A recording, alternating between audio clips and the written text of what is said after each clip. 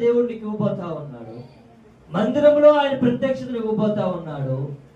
నువ్వు ఎక్కడైతే ఈ యొక్క వర్షిప్ ఏ ఒక్క చోటు నుంచి అయితే ఆలకిస్తున్నావో లేకపోతే వింటున్నావో అక్కడ దేవుడికి ప్రత్యక్షతను ఇవ్వబోతా ఉన్నాడు.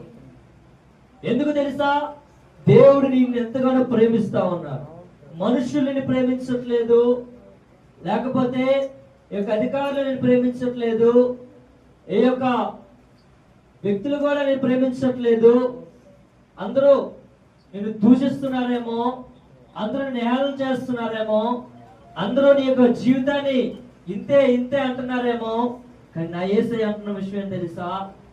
ఒక్కసారి నీ జీవితానికి అప్పగించు.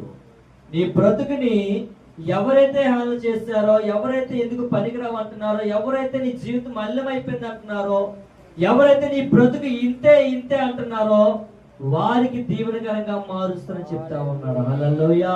ఈరోజు మనం అనుకోవచ్చండి మన బ్రతికింతే అని. నా దేవుడు గొప్పవాడు, నా దేవుడు గొప్పవాడు, నా దేవుడు గొప్పవాడు. మన జీవితము ముత్యము కంట గొప్పగా దేవుడిని దీవించబోతా ఉన్నాడు.